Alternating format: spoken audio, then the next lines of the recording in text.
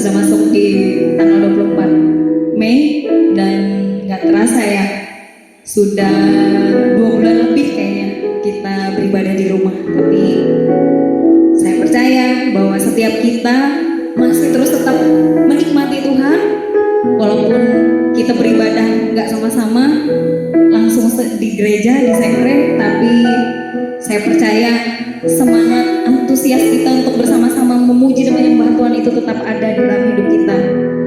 Tanpa berlama-lama, mari kita datang kepada Tuhan, kita arahkan hati kita kepada Dia, dan kita mau datang ke dalam hadirat-Nya.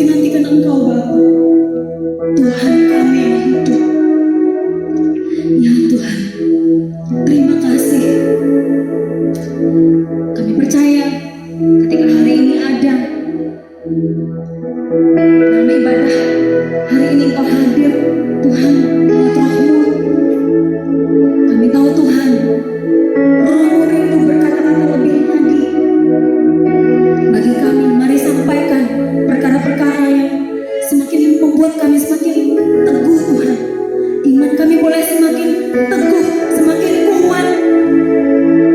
Dan kami tahu Tuhan, sesuatu yang spesial Engkau sudah sediakan bagi kami. Dan kami menantikannya. Kami berikan telinga kami berikan mata kami berikan hati kami.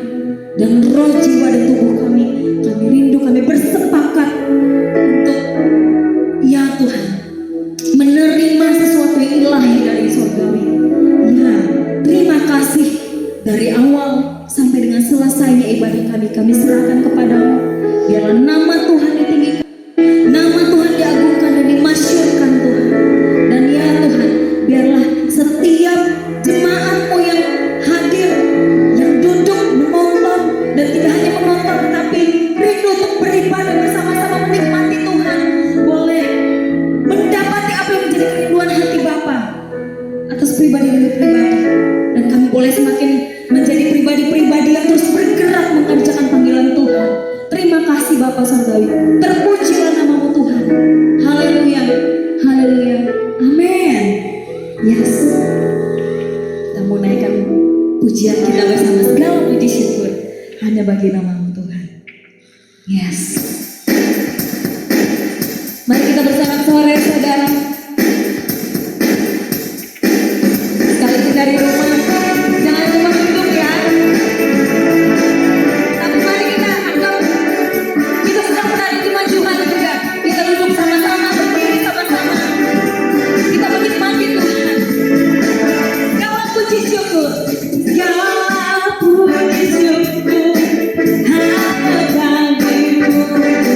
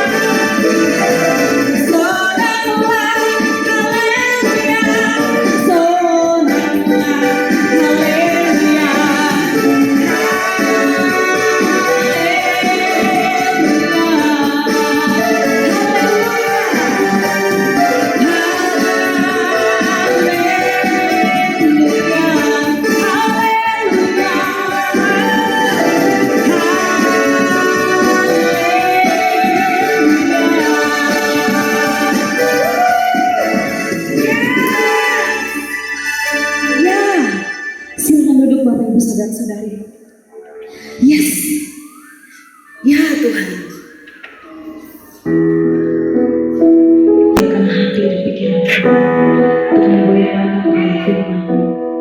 Kami berdoa mendukung hamba yang memberikan kebenaran firman. Mari Roh Kudus mengurapi hamba-Mu Tuhan, pakai mulut dan perkataannya, bahkan apa yang ada padanya Tuhan, untuk menyatakan firman, menyatakan kebenaran-Mu Tuhan.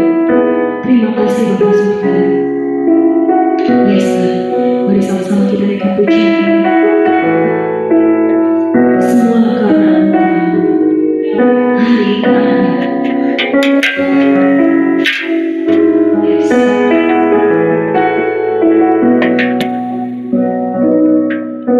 Semua karena anugerah-Mu hari ini ada. Bukan karena kuatku, namun karena Roh-Mu. Ku bawa hatiku, penyembahanku, ku semakin berkurang, Yesus makin bertambah.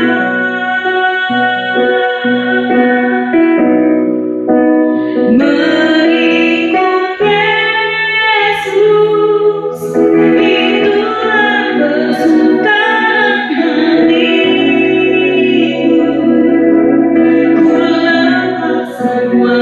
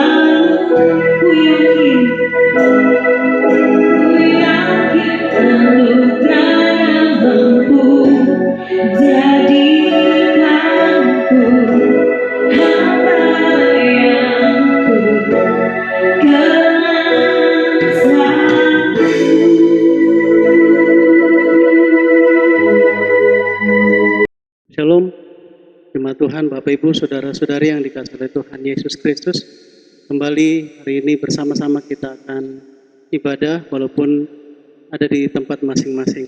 Mari sebelumnya kita sama-sama tundukkan kepala, kita rendahkan hati, kita datang kepada Bapa Surgawi. Bapa di surga, terpujilah nama-Mu ya Tuhan. Oleh karena anugerah-Mu yang sungguh berlimpah-limpah Tuhan bagi kami anak-anak-Mu ya Bapa. Terima kasih Bapa di surga, terima kasih Tuhan Yesus Kristus.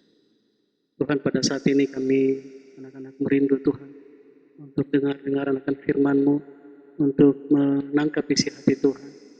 Mari Bapa, Tuhan, lebih daripada kerinduan kami, Tuhan yang berbicara pada setiap kami. Oke, hamba-Mu Tuhan untuk melayani pemberitaan firman, supaya sungguh bukan berdasarkan hikmat manusia Tuhan, kami mendengarkan suara-Mu. Kami tidak mendapati suara Tuhan hanya dibatasi oleh hikmat manusia, tapi sungguh kami percaya Roh Kudus yang leluasa bekerja pada saat ini Tuhan. Tolong setiap kami Tuhan, demikian juga semua jemaat Tuhan yang tinggal di rumah Tuhan, di sekretariat, di kos-kosan, dimanapun kami berada ya Tuhan, baik di Palangkaraya maupun yang tidak di Palangkaraya lagi ya Bapa di surga. Tuhan, mari Tuhan yang lawatkan semua Tuhan. Kami sungguh bergantung kepada-Mu. Kami berdoa juga Tuhan semua media sarana yang kami pakai, mari Tuhan yang lawat dan kuduskan Tuhan. Terima kasih Bapa di surga, kami sungguh percaya tidak ada yang mustahil bagimu. Di dalam nama Tuhan Yesus Kristus kami berdoa dan mengucap syukur. Haleluya. Amin.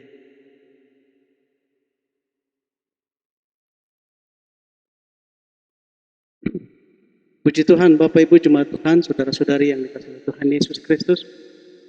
Pada kesempatan hari ini, 24 Mei tahun 2020, kita akan sama-sama belajar, terlebih lagi saling menguatkan satu dengan yang lain dari kebenaran firman Tuhan.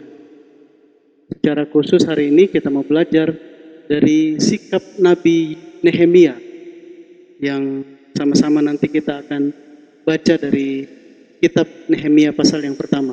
Nanti Bapak Ibu Jemaat Tuhan silakan melanjutkan di rumah, karena ini merupakan satu rangkaian kisah kitab Nehemia. Tetapi untuk saat ini kita akan bersama-sama baca di kitab Nehemia pasal yang pertama, karena ini merupakan gambaran sikap sehingga peristiwa di kitab di pasal-pasal berikutnya itu dicatat. Topik kita hari ini saya sebut sikap iman atasi perubahan. Mari sama-sama kita membaca dari kitab Nehemia pasal yang pertama. Ayat yang pertama, judul perikop, doa Nehemia bagi orang Israel. Riwayat Nehemia bin Hakalia pada bulan Kislu tahun ke-20, ketika aku ada di Puri Susan, datanglah Hanani, salah seorang dari saudara-saudaraku, dengan beberapa orang dari Yehuda. Aku menanyakan mereka tentang orang-orang Yahudi yang terluput, yang terhindar dari penawanan, dan tentang Yerusalem. Kata mereka kepadaku, orang-orang yang masih tinggal di daerah sana, yang terhindar dari penawanan, ada dalam kesukaran besar dan dalam keadaan tercela. Tembok Yerusalem telah terbongkar dan pintu-pintu gerbangnya telah terbakar.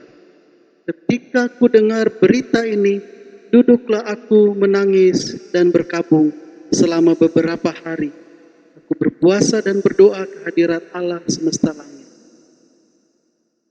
Kataku, yang kelima, kataku, ya Tuhan Allah semesta langit, Allah yang maha besar dan dahsyat, yang berpegang pada perjanjian dan kasih setianya terhadap orang yang kasih kepadanya dan tetap mengikuti perintah-perintahnya.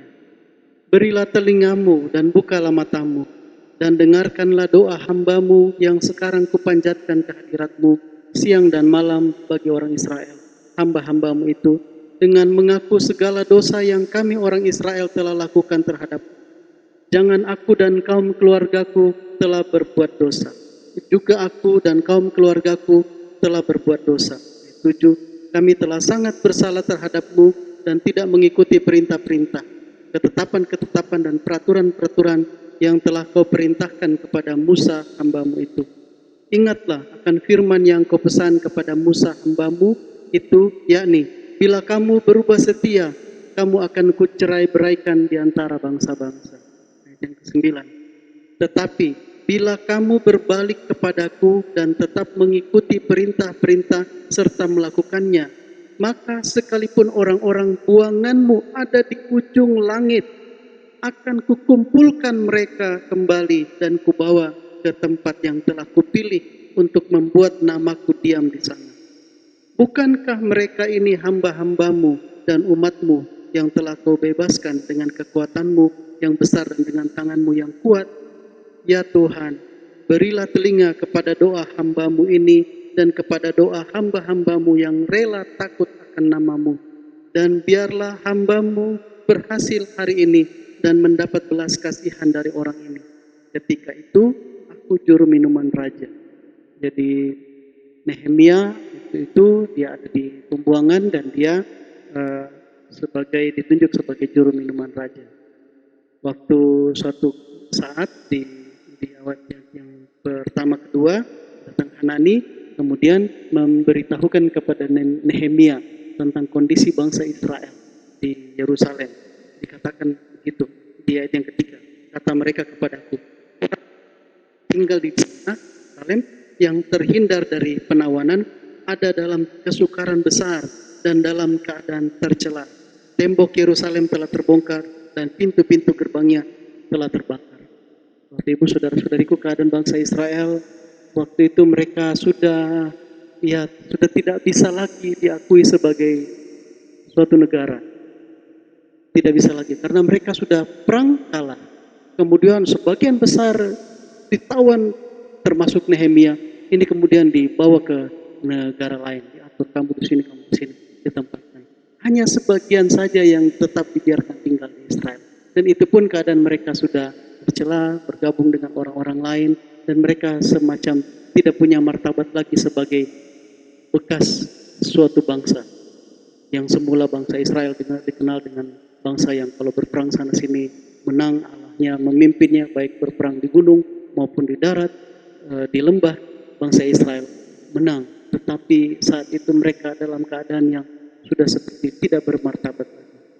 Tidak ada lagi negara Israel. Bahkan bekas tembok batas kota Yerusalem pun sudah hancur, dihancurkan. Bicara tentang harga diri bangsa Israel sudah, waduh kami ini bangsa apa lagi sekarang? Kami sudah bangsa buangan. Jadi ini kabar yang disampaikan oleh Hanani. Nehemia yang waktu itu kondisinya sudah cukup mapan. Dia bisa bertemu langsung dengan raja, menyajikan minuman. Artinya dia orang kepercayaan. Kalau dia meracik minuman racun, dia tidak sembarang orang yang bisa ditunjuk. Dia punya posisi yang cukup bagus. Tetapi waktu disampaikan kepadanya berita tentang Yerusalem, orang-orang Israel yang tinggal di sana. Kemudian dia, ayat 4, ketika aku dengar berita ini, duduklah aku menangis. Nehemia menangis dan berkabung selama beberapa hari. Dia berpuasa, dia berdoa kehadirat Allah semesta alam. Demikian Bapak Ibu Saudara-saudari. Bapak Ibu Saudara-saudari, apa yang kita pelajari dari sebenarnya bukan hanya di pasal 1, nanti silakan Bapak Ibu Saudara-saudariku boleh silakan membaca kitab Nehemia ini, bahwa dalam kisahnya ini Nehemia akhirnya diutus oleh raja untuk pergi melihat kondisi Yerusalem itu. Jadi dia kemudian di pasal-pasal berikutnya Nehemia dengarkan apa yang dikatakan oleh Hanani, keadaan tercela dan sangat menyedihkan bangsa Israel yang masih tinggal di Yerusalem. Kemudian dia berdoa kepada Bapa Surgawi. Dia datang berdoa, kemudian dia menghadap kepada raja, minta izin. Oh ternyata raja waktu datang Nehemia mukanya murung. Nehemia, apa yang membuat kamu murung? Ya, Bapak Ibu saudara-saudariku, namanya pelayan raja tidak bisa berpenampilan sembarangan. Jadi dia harus tampil, walaupun dia bukan pelawak, tidak bertugas untuk membuat hati raja senang, tetapi dia namanya muncul berhadapan dengan raja harus sikap sopan. Paling tidak senyum begitu. Tetapi saking sedihnya hatinya, dia tidak bisa lagi menutupi raut wajahnya dari kesedihan itu. Mungkin dia sudah berusaha tersenyum, mungkin. Tetapi raja sendiri lihat, hei Nehemia, ada masalah apa? Nah, karena Nehemia sudah berdoa, dia yakin, dia percaya, dia tak sampaikan masalahnya kepada raja. Terus raja tanya, terus apa yang kamu mau saya lakukan? Nah, akhirnya ceritanya Nehemia minta diutus dengan surat kuasa, kemudian Nehemia kembali ke sana mengunjungi Israel, Yerusalem, dia lakukan beberapa hal. Bapak Ibu Saudara-saudaraku, ini yang terkandung, saya sebut unsur-unsur dalam tindakan Nehemia di sepanjang kitab Nehemia ini. Jadi pertama dia ada dengar kabar kondisi yang buruk, kabar yang kondisi bangsanya yang tercela, tidak punya martabat lagi itu. Kemudian langkah pertama, sikap pertama setelah dia sadar, dia sedih, Tuhan bagaimana ini, dia datang berdoa kepada Bapa Surgawi. Nanti secara khusus hari ini kita mau belajar tentang doa Nehemia itu. Kenapa Nehemia berdoa? Ya, setelah dia berdoa, kemudian dia masih, mentang-mentang dia sudah berdoa, dia tidak serta-merta, sudah tanggung jawab saya, otoritas dia nggak hormati, enggak. Tetap dia datang kepada raja. Terus minta izin, raja kalau diizinkan saya mau ke kunjungan ke kampung saya, kampung halaman. Ternyata karena pekerjaan Tuhan, karena pengaturan Tuhan, Nehemia didukung, disetujui oleh raja, dan bahkan diberikan surat tugas. Kuat sekali posisi Nehemia untuk dia kembali ke Yerusalem. Jadi dia tetap taat pada otoritas, kemudian bukan hanya sekedar beban hati, tetapi dia datang, kemudian dia lihat kondisinya, terus dia mulai susun strategi. Dan kalau kita baca di pasal-pasal berikutnya, strateginya itu ditaruhkan oleh Tuhan sendiri.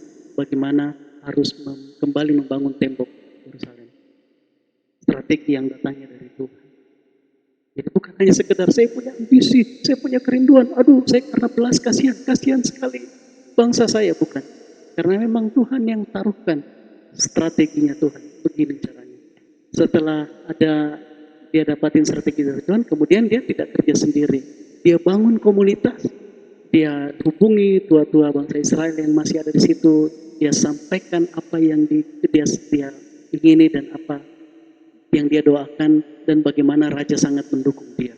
Kemudian setelah mendengar perkara itu, bangsa Israel yang tinggal di Yerusalem semangat, kalau begitu ayo. Nah, sudah dapat pasukan, dapat teman-teman Nehemia. Tetapi dalam perjalanannya tidak merupakan perjalanan yang mulus, karena banyak bangsa-bangsa lain yang juga pembuangan, ditaruh di Yerusalem itu, tidak setuju, tidak senang kalau ada yang mau mengusahakan kesejahteraan bangsa Israel.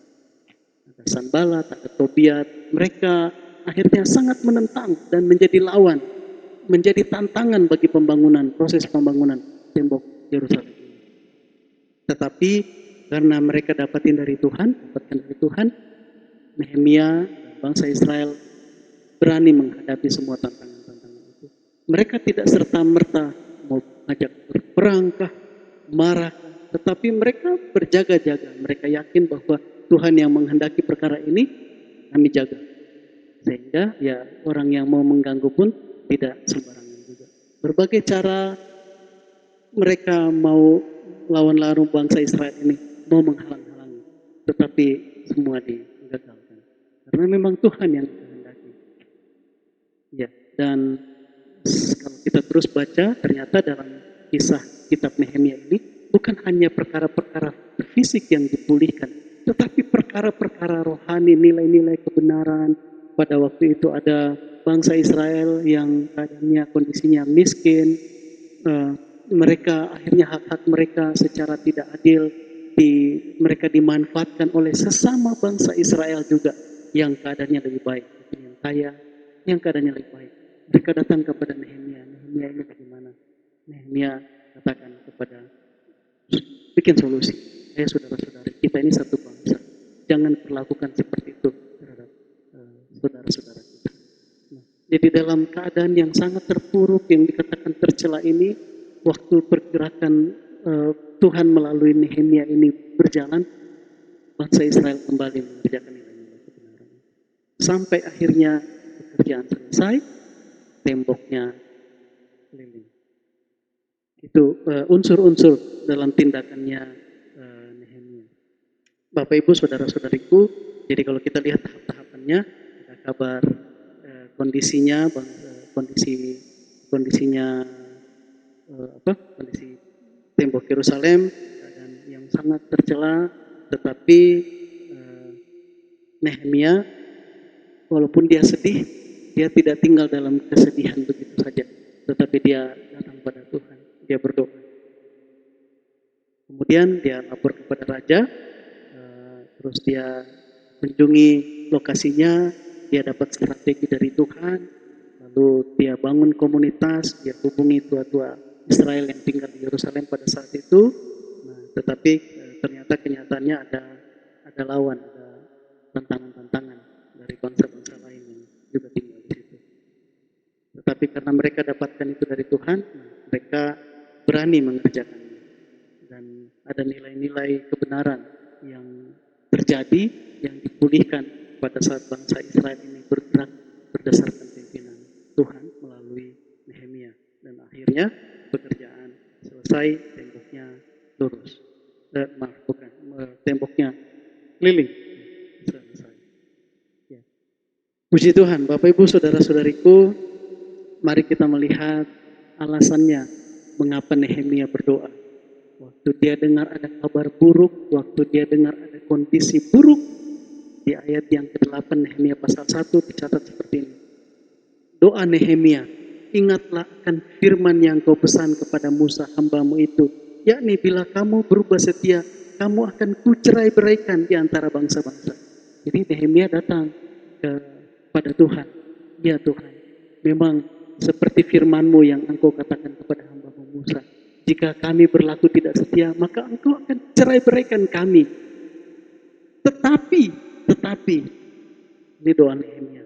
Bila kamu berbalik kepadaku dan tetap mengikuti perintah serta melakukannya, maka sekalipun orang-orang buanganmu ada di ujung langit, akan kukumpulkan mereka kembali dan kubawa ke tempat yang telah kupilih untuk membuat namaku diam di sana.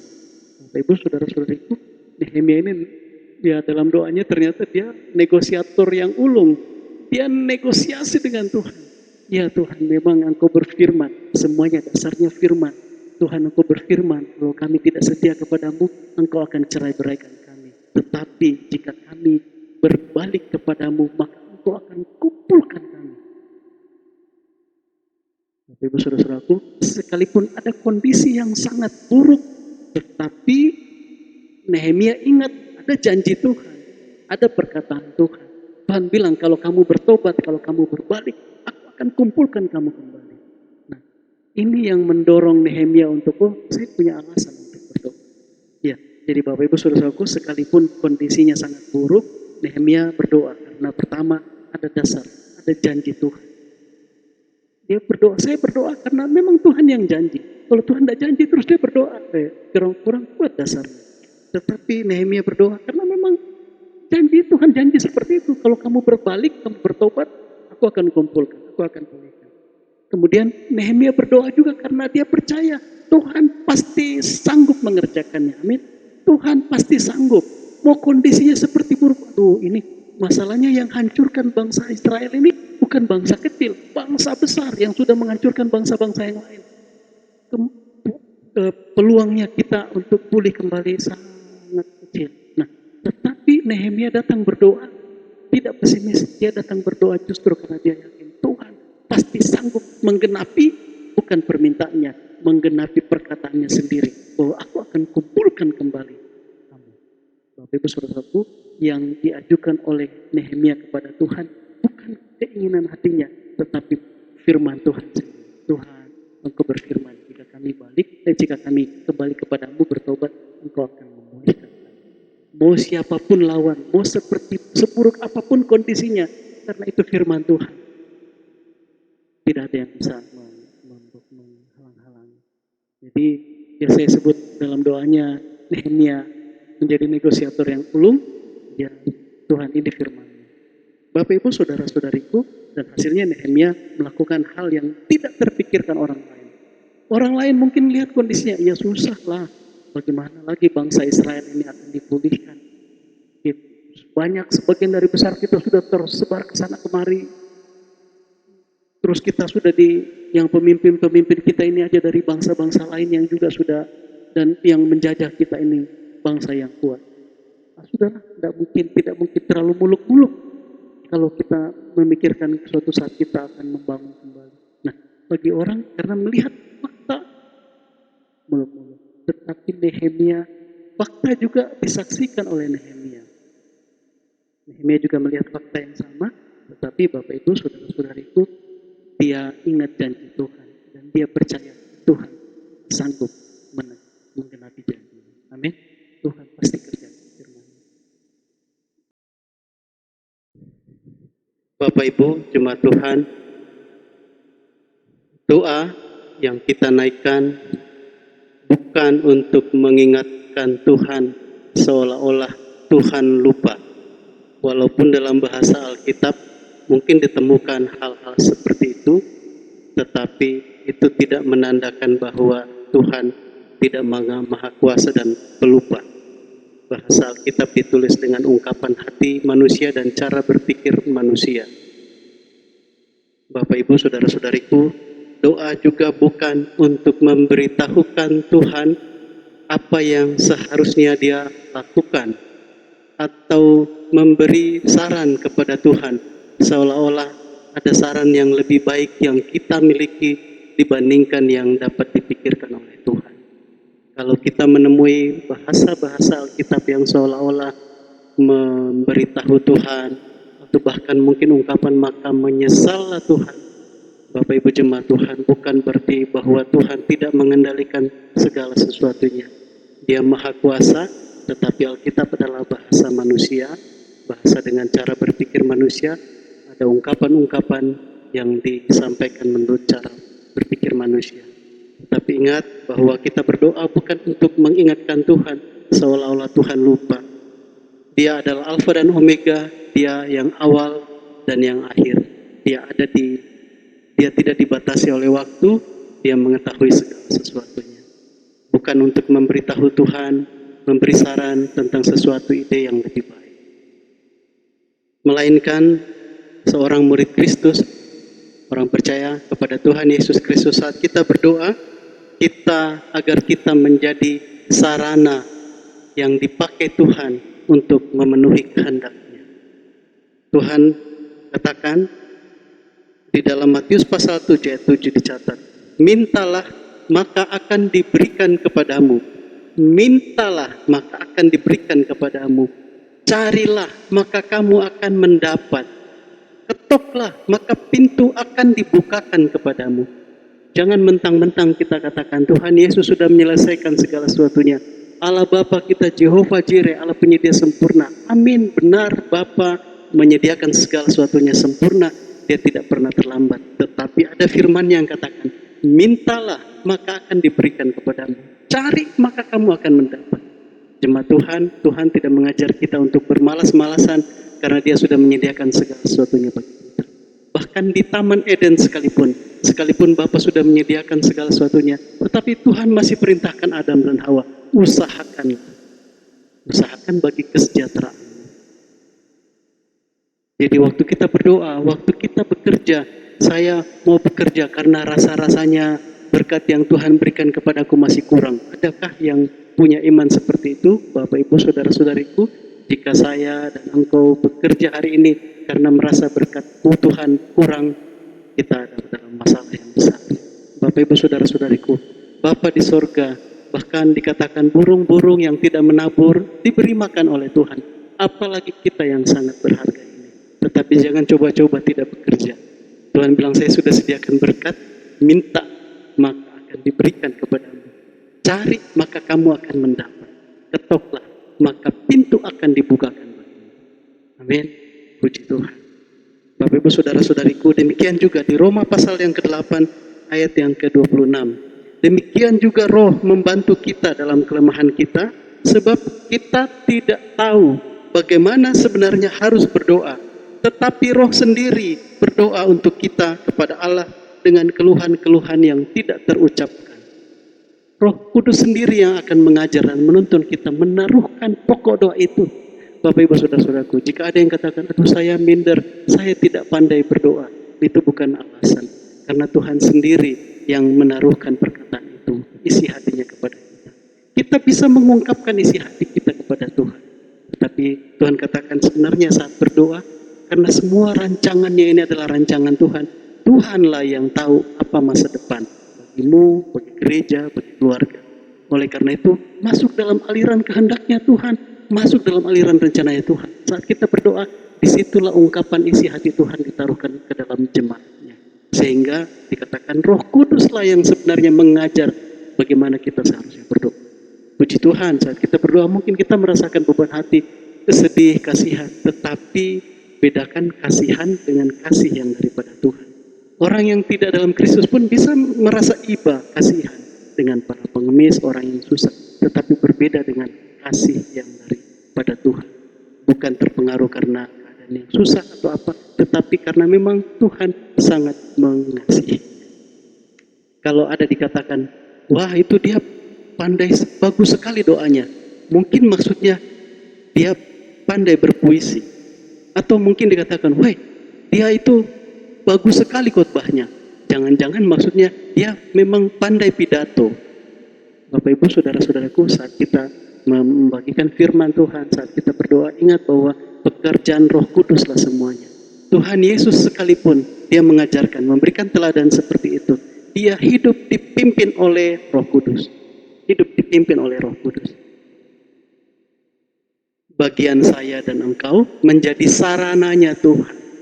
Demikian waktu kita berdoa supaya kita menjadi sarananya Tuhan, supaya segala kehendaknya terjadi dalam hidup saya dan saudara-saudariku. Amin. Puji Tuhan, jika hari ini kita mendapatkan beban hati, kita mengambil bagian melayani semata-mata semuanya karena Roh Tuhanlah yang menaruhkan perkara itu, yang sedang menggerakkan gerejanya. Amin. Puji Tuhan. Demikian juga kita mengetahui bahwa saat Tuhan Yesus Kristus disalibkan, maka Bapak Ibu Jemaat Tuhan, tidak ada kondisi yang lebih buruk di alam semesta ini dibandingkan saat Tuhan Yesus Kristus di kayu salib berteriak, Eloi, Eloi, lama sabachthani. Bapakku, Bapakku, Allahku, Allahku, mengapa engkau tinggalkan aku? Itulah peristiwa yang paling buruk di alam semesta ini, bahkan bagi sorga sekalipun. Sehingga Bapa memalingkan muka karena Tuhan Yesus dijadikan tumbal. Dia bukan menjadi berdosa, tapi firman Tuhan katakan dia jadi dosa. Dia bukan menjadi berpenyakit, tapi dia menjadi penyakit. Dia bukan menjadi seolah-olah membawa virus, bukan, tapi dia jadi virusnya, sehingga dia harus dimusnahkan. Tuhan berpaling, Tuhan Yesus hancur hati, dia katakan Eloi, Eloi lama sabachthani. Itulah peristiwa yang paling buruk di alam semesta ini. Dan kenapa Tuhan Yesus harus melaluinya? Supaya saya dan engkau yang percaya kepadanya, bahkan seluruh umat manusia, tersedia pengampunan itu. Kita, saya dan engkau tidak perlu lagi mengalami kondisi yang lebih buruk. Artinya Bapak Ibu Saudara-saudariku, seburuk-buruknya kondisimu, masih ada kondisi yang pernah lebih buruk yang dijalani oleh Tuhan Yesus Kristus. Tujuannya supaya saya dan engkau tidak perlu mengalami kondisi-kondisi seburuk itu. Dia sudah membayar lunas semuanya itu. Amin. Amin. Kita yang percaya, orang-orang yang percaya, sungguh berbahagia oleh karena perkara ini. Artinya bahwa semua murid-murid Kristus selalu mempunyai jaminan pertolongan daripada Tuhan. Amin. Dalam segala masalah apapun. Waktu Nehemia melihat, diberitakan kepadanya kabar kondisi bangsa Israel yang tinggal di Yerusalem seperti itu. Sangat susah, tidak ada lagi yang memikirkan. Tetapi dia ingat janji Tuhan. Dia katakan, Tuhan, ada janji. Sehingga dia berdoa dan Tuhan memulihkan bangunan tembok. Bapak Ibu Saudara-saudariku, hari ini apakah saya dan engkau punya jaminan untuk Tuhan menjawab doa-doa kita? Waktu kita ingat peristiwa Tuhan Yesus Kristus di kayu salib, dia berteriak Eloi, Eloi lama sabachthani, dan dia katakan sudah selesai. Inilah alasan dan dasar dari segala permohonan doa kita kepada Bapa Surgawi. Karena Yesus Kristus telah melunasi semua. Amin. Puji Tuhan, Bapak Ibu Saudara-saudariku, kita selalu mempunyai alasan yang sangat sakti, alasan sakti untuk kita berdoa, berharap permohonan, Bapak pulihkan hidup kami, Bapak ini hidupku. Ada alasan yang sangat mendasar, yaitu karena Tuhan Yesus Kristus sudah tanggung segala sesuatu kondisi yang buruk. Amin, puji Tuhan. Oleh karena itu, Bapak Ibu Saudara-saudariku, percaya kepada Tuhan Yesus Kristus, percaya kepadanya. Karena Tuhan katakan, barang siapa yang percaya kepadanya tidak binasa. Barang siapa yang percaya kepada Tuhan Yesus Kristus, maka semua pengorbanan Tuhan Yesus Kristus di kayu salib itu berlaku bagi hidupnya. Orang-orang yang di luar yang tidak percaya kepada Yesus Kristus, bahkan orang yang mengaku Kristen sekalipun, kalau dia tidak kenal Yesus Kristus, Bapak Ibu Saudaraku, dia mau berteriak seperti apapun, tidak ada pengampunan baginya, karena dia tidak ada dalam Kristus Yesus. Yohanes 3:16, barang siapa yang percaya kepadanya tidak binasa, melainkan beroleh hidup yang kekal. Bagaimana caranya tidak binasa? Karena Tuhan Yesus Kristus sudah binasa duluan di sana, dan pengampunan itu tersedia bagi orang yang percaya kepadanya. Amin. Puji Tuhan. Bukan urusan agama, bukan soal agama Kristen, kanon Kristen, bukan. Tapi siapa yang memiliki Yesus Kristus, sebagaimana yang diberitakan Injil. Puji Tuhan. Bapak Ibu, saudara-saudariku, kasus pada kejadian Nehemia di ayat yang ketiga, Nehemia 1 ayat 3, kata mereka kepadaku, orang-orang yang masih tinggal di daerah sana, yang terhindar dari penawanan, ada dalam kesukaran besar dan dalam keadaan tercela. Tembok Yerusalem telah terbongkar dan pintu-pintu gerbangnya telah terbakar. Nehemia juga melihat perkara itu sama. Yang dilaporkan itu melihatnya sama, orang-orang yang di Yerusalem mengalami yang sama. Tetapi tidak ada orang yang memikirkan perkara yang seperti dipikirkan Nehemia. Walaupun melihat fakta yang sama, tetapi Nehemia ingat janji Tuhan. Oh ya, memang faktanya seperti ini. Tapi kan Tuhan janji bahwa kalau umatku berbalik kepada Tuhan dan bertobat, maka Tuhan akan pulihkan, Tuhan akan kumpulkan. Mau dari ujung langit sekalipun Tuhan katakan firman. Amin. Tuhan akan pulihkan. Bapak Ibu Saudara-saudaraku, fakta bisa didapati sama, semua orang lihat sama, tetapi kita punya janji Tuhan. Amin. Itulah yang kita pelajari dari Nehemia. Puji Tuhan. Di Amsal pasal 24 ayat 10 dikatakan, jika engkau tawar hati pada masa kesesakan, kecillah kekuatanmu. Jika ada kondisi-kondisi yang susah, kemudian belum apa-apa kita sudah ciut nyali, aduh kok kondisinya seperti ini. Bapak Ibu Saudara-saudaraku, maka kecillah kekuatanmu. Sekalipun engkau anak Tuhan, ada perlindungan bagi kita, ada Roh Kudus yang mendampingi kita. Tapi kalau sudah kecil hati kita, maka peluang kita sedang membuka pintu untuk kuasa-kuasa kegelapan, untuk roh-roh pendusta itu untuk mendustai anak-anak Tuhan, untuk mendustai kita. Jadi jangan ciut nyali kita, ingat janji Tuhan. Ingat Tuhan Yesus Kristus lebih parah penderitaannya di kayu salib daripada apapun. Sekalipun bahkan maut yang harus kita hadapi, Bapak Ibu jemaat Tuhan, Tuhan Yesus juga tidak takut. Dia sudah selesai. Bahkan Tuhan bilang hidup kita tidak berakhir hanya sampai di bumi ini. Kehidupan setelah di bumi ini lah yang dibela-belain oleh Bapa di surga supaya kita kembali kepadanya. Amin. Puji Tuhan.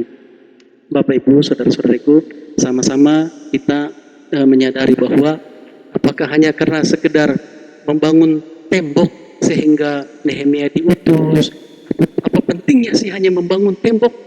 Lebih bagus membangun kondisi jemaat bangsa Israel di Yerusalem khususnya, yang pada saat itu sudah down, yang sudah tidak punya pengharapan lagi. Apa urusannya hanya membangun tembok? Tetapi Tuhan izinkan permohonan Nehemia itu.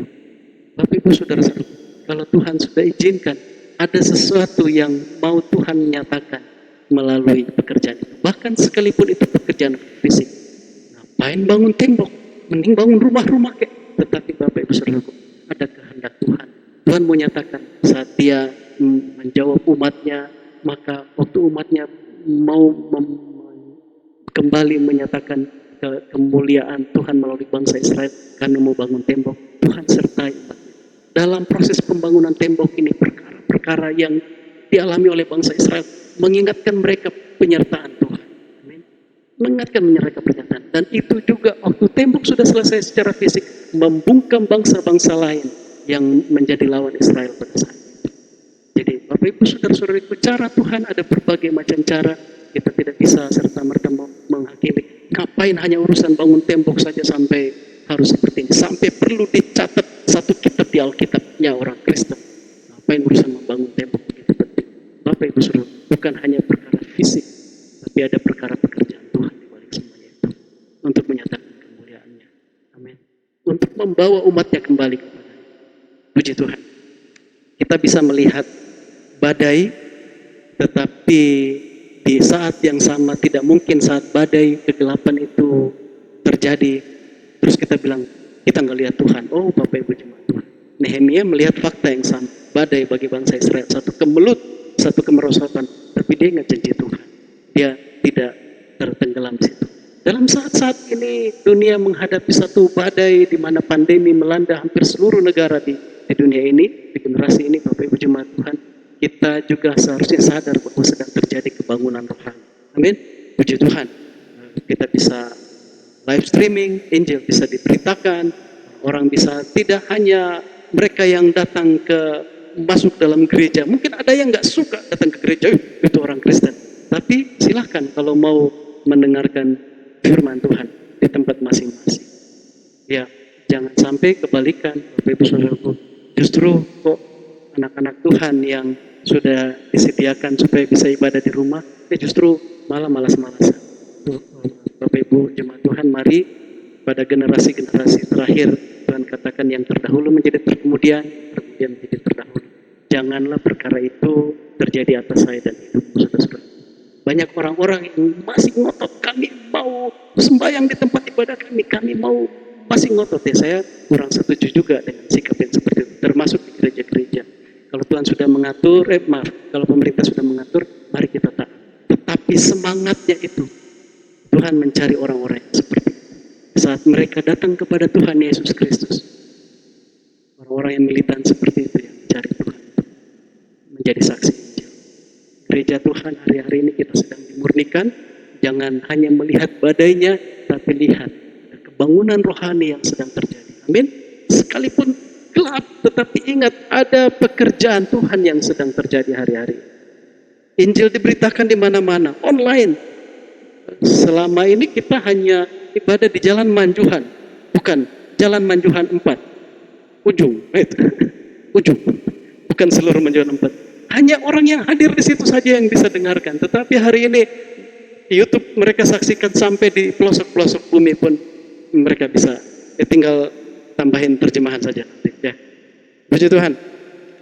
Gereja saling kerjasama, terus terjadi kesaksian di mana-mana, bahkan pasien-pasien yang COVID yang sudah berusia lanjut, mereka karena sudah sangat marak sekarang gadget-gadget ini, akhirnya orang-orang tua pun saksikan, dia nggak perlu hadir ke gereja. Dalam masa isolasi pun dia saksikan, nih Tuhan menolong saya sembuh. Biasa. Puji Tuhan. Ini terjadi kebangunan rohani hari-hari. Amin. Gereja Tuhan, mari jangan tertidur, jangan hanya lihat badainya saja, jangan engkau ditakut-takuti, diintimidasi oleh kegelapan. Itu maunya iblis. Tetapi ingat, Roh Kudus pegang kendali atas segala sesuatu. Percaya katakan amin. Puji Tuhan. Menara doa bertebaran di mana-mana. Dulu ada menara-menara doa, tapi hari ini satu kota bukan hanya satu menara doa. Masing-masing gereja ada ikut ambil bagian di rumah masing-masing. Ada yang, ini ada menara doa, ambil bagian masing-masing. Di tiap-tiap kota ada menara-menara doa. Luar biasa, terjadi kebangunan rohani. Kepedulian sosial meningkat, kemudian perusahaan yang startup ajak banyak ya. Anak-anak Tuhan juga ada yang mungkin dulu tidak terpikirkan, tapi karena kondisi akhirnya mulai jualan sayur kah, jualan apa, puji Tuhan. Saudara-saudariku, mari bergerak semuanya, kapasitas kita ditingkatkan, dibangkitkan oleh pertolongan Tuhan. Puji Tuhan. Tentang gaya hidup normal baru yang sedang digaung-gaungkan hari ini. Ayo mari kita akan siap-siap untuk gaya hidup normal baru. Apakah hal ini perlu meresahkan, nanti besoknya bagaimana ya? Saudara-saudariku, saya ingat dulu bukan kita ya, tidak semuanya. Waktu saya masih SD, SMP, naik motor itu tidak perlu pakai helm di Indonesia. Walaupun perusahaan motor, waktu itu saya lihat di Honda 70 kalau tidak salah ya. Honda zaman dulu lah, motor pertama yang ayah saya miliki. Di surat petunjuknya itu sudah harus pakai helm. harus pakai seat belt, bahkan pakai yang di sini. Ini supaya berpendar, kalau disorot oleh ini kayak jadi spotlight. Itu syarat gitu ya, Bapak Ibu Saudara. Nah, tapi di Indonesia waktu motor Honda, maaf menyebutkan merek, waktu motor masuk ke Indonesia, orang mengendara belum pakai helm. Kemudian tahun berapa karena banyak kejadian kecelakaan lalu lintas yang akibatnya meninggal itu karena kejadian di kepala yang rusak. Akibatnya pemerintah bilang harus semua pakai helm. Mulai sosialisasi yang membawa kendaraan itu yang pakai helm. Kemudian waktu sosialisasi bahwa yang dibonceng pun harus pakai helm, maka banyak yang berontak, termasuk kelompok-kelompok mahasiswa di salah satu daerah di Republik Indonesia tercinta ini. Mereka demo, kami kemahalan untuk beli helm. Dulu itu untuk masuk ke gaya hidup baru. Sekarang sudah biasa saja, kita anak-anak kecil bahkan ada pakai helm cantik gitu ya, Bapak Ibu Saudara. Itu menjadi hal yang biasa. Itu sebenarnya gaya hidup normal baru. Dan di dunia ini umat manusia sudah banyak kali mengalami gaya hidup normal baru. Yang paling pertama Adam dan Hawa. Waktu mereka disuruh Tuhan keluar dari Taman Eden. Di Taman Eden itu mereka tinggal nikmat, semua ada tumbuh-tumbuhan di situ, mereka tinggal petik, tinggal makan, nikmati. Tetapi waktu mereka diusir oleh Tuhan dari Taman Eden, mereka harus mengusahakannya, harus tanam, harus campur apa semua, keringat, kerja. Dan sekarang ya inilah yang sedang kita hadapi, nah keringatan. Inilah yang sudah normal. Banyak sekali umat manusia sudah mengalami normal baru. Keluarga Nuh waktu mereka keluar dari Bahtera setelah isolasi 1 tahun lebih di Bahtera, keluar mau ke warung kemana, mau ngobrol sama siapa, tidak ada lagi umat manusia di muka bumi selain hanya 8 orang satu keluarga. Itu gaya hidup normal baru. Akhirnya mulai bangsa Israel di tanah Goshen, bangsa Israel di pembuangan, pandemi berbagai macam penyakit ini menghasilkan banyak gaya yang mungkin kita nggak bilang, kita nggak sadari bahwa itu sesuatu yang baru. Tetapi di atas angkatan kita, orang-orang yang sebelum kita, mungkin ini perkara baru. Bagi kita sekarang mungkin itu sudah perkara yang normal. Ya, Indonesia masih dijajah di masa penjajahan, revolusi industri juga kita pakai berbagai macam gadget sekarang, Bapak Ibu, saudara-saudariku. Ini semua gaya hidup normal baru. Jadi kalau dikatakan digaung-gaungkan sekarang kita harus siap untuk gaya hidup normal baru. Perlukah hal itu meresahkan? Tidak perlu. Tidak perlu. Ya, tinggal kita menyesuaikan diri saja. Kita ikuti mana yang terbaik yang diatur oleh pemerintah. Kita terus berdoa untuk pemerintah. Kita membuat keputusan-keputusan yang bijaksana. Amin. Puji Tuhan. Bapak Ibu saudara-saudariku, sekalipun badai ini ada, tetapi ingat kebangunan rohani, Roh Kudus terus bekerja. Roh Kudus tidak pernah tinggalkan kita. Sekalipun faktanya kok gelap, tetapi ingat Roh Kudus menguasai segala keadaan. Amin. Ibrani pasal 12 ayat 26 mengingatkan kita, mengajarkan saya dan engkau.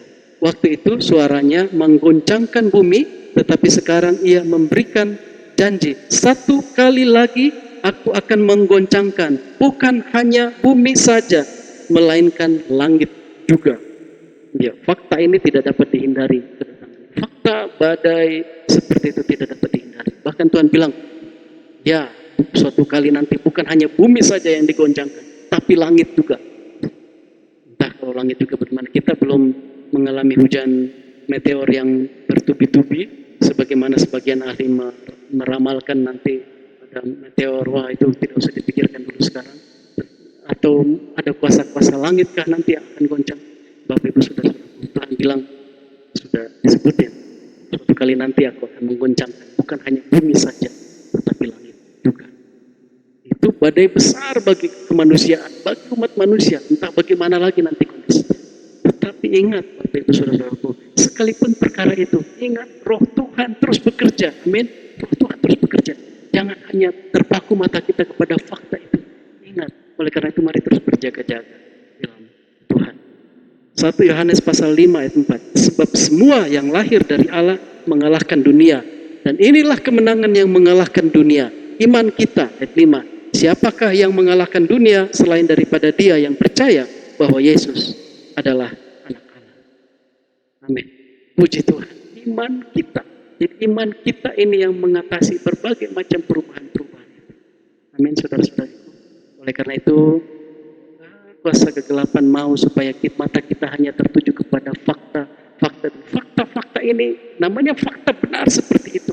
Sama seperti yang Nehemia lihat tentang bangsa Israel. Tapi ingat, ada roh Tuhan yang mengendalikan segala sesuatu. Allah adalah Alfa dan Omega, Dia yang awal dan Dia juga ada di akhir. Dia menanti-nantikan di sana semua pemenang-pemenang, semua anak-anaknya yang menyelesaikan bagian di dalam iman kepada Tuhan Yesus Kristus. Amin. Puji Tuhan. Bapak Ibu saudara-saudariku, saya percaya bahwa kita mendapatkan satu penguatan yang daripada Tuhan. Roh Kudus terus bekerja hari ini, tidak terbatas tempat, tidak terbatas waktu. Dia bekerja dan memberikan segala sesuatu, termasuk dalam apapun yang ada dalam hidup, sedetil apapun Roh Kudus bekerja. Amin. Puji Tuhan. Mari sama-sama kita mau menginginkan kebenaran firman Tuhan, mau bersyukur, kita mau merendahkan diri kepada Bapa Surga. Terpujilah namamu ya Bapa di surga, karena Engkau yang ada terus mengingat kami anak-anakmu, menjagai kami, melindungi kami melalui Roh Kudus yang memimpin gerejamu hari-hari ini Tuhan. Terima kasih ya Bapa di surga. Terima kasih ya Tuhan Yesus Kristus. Saudara-saudariku, Bapak Ibu, Engkau yang mendengarkan siaran ini dimanapun Engkau berada, bukan secara kebetulan, bukan hanya karena Engkau iseng, tetapi ingatlah, Roh Tuhan Yesus Kristus, Roh Kudus sedang berbicara kepada Tuhan Yesus Kristus yang diberitakan oleh Injil. Isa Al-Masih itu Dia mati di kayu salib supaya Dia menjadi tumbal dosa manusia, bahkan dosamu sekalipun. Supaya apa? Supaya manusia tidak perlu lagi mengalami penghukuman di neraka, terpisah daripada Allah. Dia sudah alami semuanya itu, dan itulah penderitaan yang maha sakit di dunia ini, di alam semesta ini. Tetapi Dia anak domba yang kudus, tidak ada yang dapat menggantikan posisinya. Yesus Kristus Isa Al-Masih itu harus mati sebagai manusia. Dialah Allah pencipta itu, tapi Dia datang menjadi anak manusia. Dia mati di kayu salib supaya tersedia darah penebusan dosa bagi umat manusia. Bukan bicara agama Kristen atau agama, bukan. Tapi Dia mati, darahnya tercurah untuk pengampunan dosa dunia.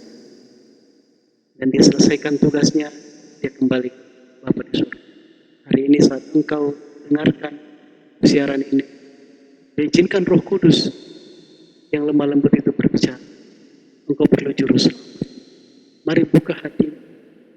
Tidak ada orang yang dapat membela engkau. Orang tuamu sekalipun tidak akan dapat berdoa di hadapan Tuhan membela engkau supaya engkau diselamatkan. Siapapun tidak bisa, tetapi Yesus Kristus yang sudah mati di kayu salib yang dikabarkan oleh Injil yang benar itu, Dialah yang menjadi pendoa. Waktu Dia mati di kayu salib, itu pun berlaku bagi barang siapa yang percaya kepadanya, kepada Yesus Kristus, tidak binasa, melainkan beroleh hidup yang kekal. Oleh karena itu, saudaraku, Bapak Ibu, bukan dengarkan siaran ini, jangan keraskan hatimu, dengarkan Injil, buka pintu hatimu, dan katakan, ya Tuhan, saya manusia berdosa, saya perlu juru selamat yang membela saya. Hari ini saya dengar Injil, bahwa Yesus Kristus Isa Al-Masih itu sudah mati di kayu salib, dan saya percaya itu Tuhan. Mari engkau yang katakan, mengaku bahwa engkau berdosa dan engkau perlu juru selamat. Mari buka isi hatimu, buka hatimu dan katakan, mari berdoa kepada Tuhan.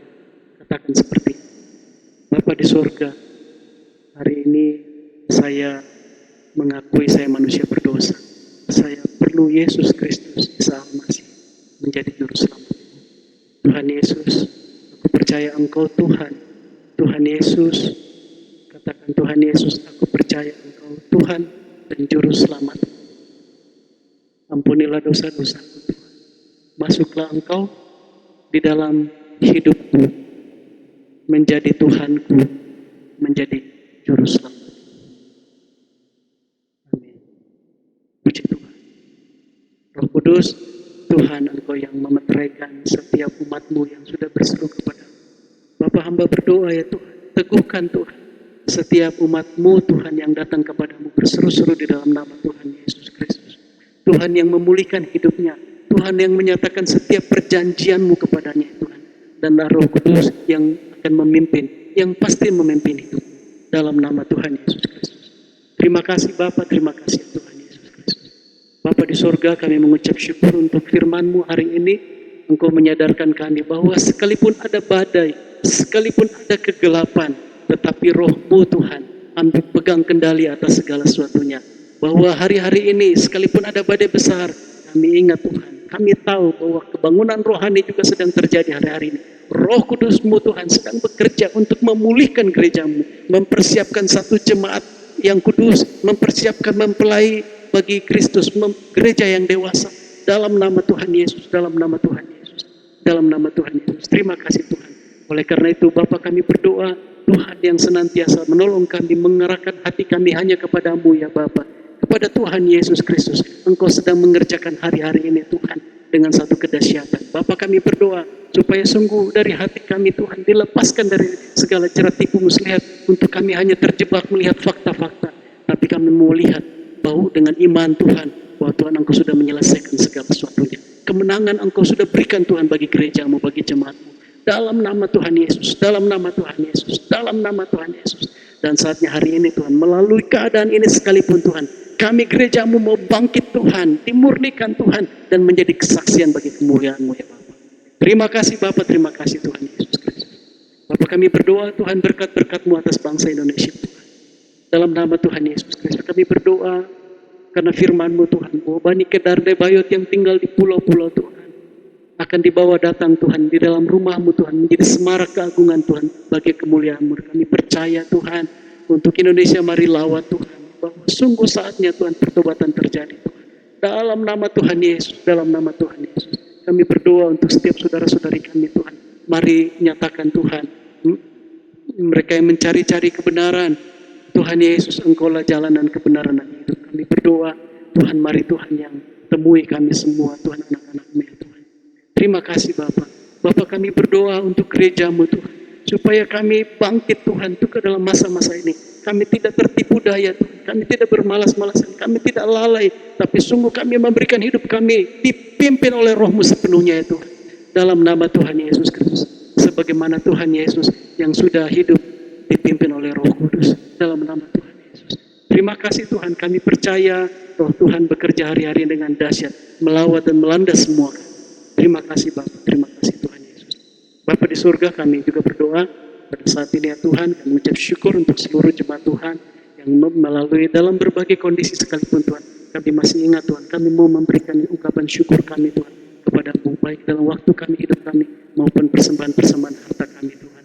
Bapa Tuhan, Engkau yang terus, Engkau yang nyatakan berkat-berkat-Mu Tuhan bagi kami anak-anak-Mu, dalam pekerjaan kami, usaha kami, studi kami Tuhan, dalam pelayanan kami bagi kemuliaan-Mu. Dalam nama Tuhan Yesus, dalam nama Tuhan Yesus. Terima kasih Bapa, terima kasih Tuhan. Jemaat Tuhan, mari kita angkat tangan kita mau terima berkat Tuhan. Bapa di surga, terpujilah nama-Mu. Terima kasih karena Engkau bekerja dengan dahsyat dengan berbagai cara, berbagai sarana dan berbagai saluran. Kami mengucap syukur saat ini dan memetik siaran ini Tuhan. Kami percaya bahwa Engkau tidak terbatas untuk menyalurkan berkat-Mu melalui berbagai media. Kami berdoa dalam nama Tuhan Yesus Kristus, Jehovah Jireh, Allah kami, penyedia sempurna bagi kami. Dalam nama Tuhan Yesus Kristus, kami dengan penuh sukacita dan iman melangkah meraih, menerima semua bagian berkat janji-Mu yang Tuhan sudah siapkan bagi kami. Dalam nama Tuhan Yesus Kristus, mengalir berkat-berkat Tuhan di dalam rumah tangga-Mu, melalui pekerjaan-Mu, usaha-Mu, studi-Mu, pelayanan-Mu, dalam nama Tuhan Yesus Kristus. Dalam nama Tuhan Yesus, dalam nama Tuhan Yesus. Terima kasih Tuhan, Engkau yang memberikan bagi kami kesehatan, kekuatan Tuhan untuk kami bekerja Tuhan. Dengan iman Tuhan kami meraih semua berkat-berkat itu Tuhan bagi kemuliaan-Mu. Terima kasih Bapak. Tuhan juga ingatkan kami untuk kami menjadi saluran berkat-Mu bagi orang-orang lain Tuhan, supaya nama Tuhan dipermuliakan lebih-lebih lagi. Terima kasih Bapa di surga, terima kasih Roh Kudus, terima kasih Tuhan Yesus. Oleh karena-Mu kami boleh ada Tuhan melalui ibadah ini dalam siaran ini ya Tuhan. Mari Tuhan yang lawat pakai channel ini, pakai juga jemaat-Mu Tuhan secara khusus di Gereja Kristen Kemah Daud di Palangkaraya kata raya supaya kami Tuhan menjadi bagian tubuh Kristus, saling memberkati satu dengan yang lain dan menyatakan kehadiran kerajaan-Mu Tuhan dalam generasi kami. Terima kasih Bapa di surga, terpujilah nama-Mu, hanya di dalam nama Tuhan Yesus Kristus kami berdoa, kami mengucap syukur. Haleluya, sama-sama yang cinta Tuhan katakan amin. Puji Tuhan, ibadah kita selesai. Tuhan Yesus memberkati.